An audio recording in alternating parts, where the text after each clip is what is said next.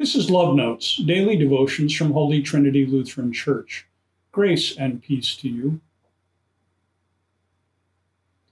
The value we want to tend to today is intentional compassion. We all know it's good to be compassionate. Compassion means to suffer with. And so we see the suffering of this world.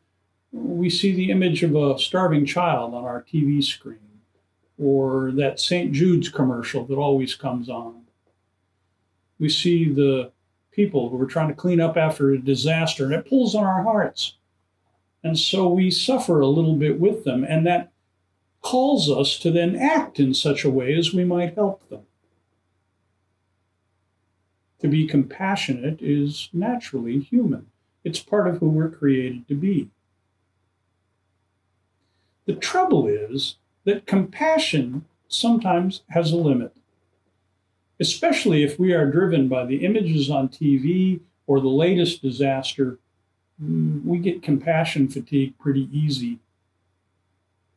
One need just starts to bleed into the other.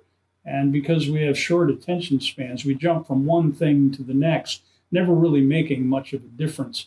And then becoming tired of it. Compassion is definitely the work of the heart, but it must be more than that. One of the great stories of compassion that's told in Luke's gospel is that very familiar old story about the Good Samaritan. A man is going down the road from Jericho to Jerusalem, and he's beset by robbers who beat him, throw him from his horse, take all his stuff, and leave him for dead on the side of the road. Two people walk by, and maybe they had compassion. Maybe they looked at him and said, "Oh, that's awful. Maybe I'll go back and call City Hall and say they should really clean this street up. Maybe I'll complain to my congressman that we should have more police presence. Maybe I blame it on some scapegoat in society. Oh, if we could just get rid of those kind of people who rob people like that, then we wouldn't have any trouble." I don't think it's true that they didn't have any compassion, but there was no intention to it. Then a Samaritan comes along, the hated enemies of the people of Jerusalem. The Samaritan comes along and he sees the man alongside the road.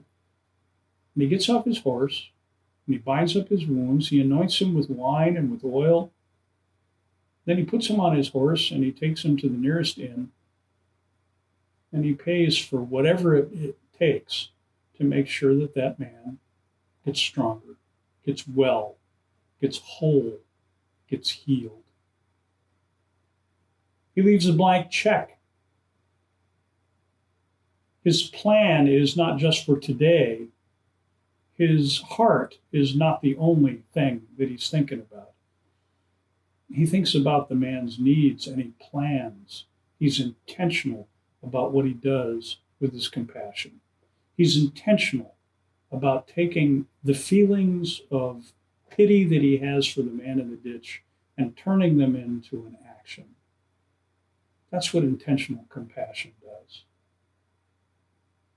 It is easy to jump from one thing to another. But when we plan for the long term.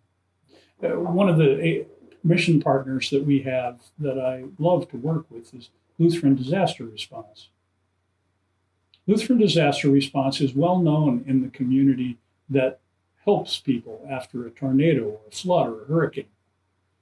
One of the reasons they're well known is because they show up early. They get there, Johnny on the spot. But then they're also among the last to leave.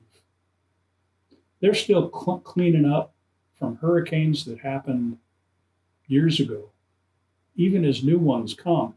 And that takes planning and preparation. They will be there for whoever needs it, and they'll be there as long as they need to be.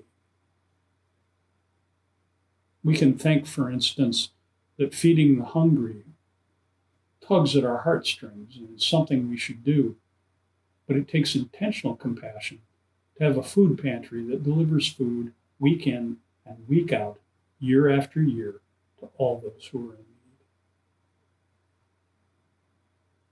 Christ's compassion for us was intentional, lasting, ongoing, and still with us. May it be so with us.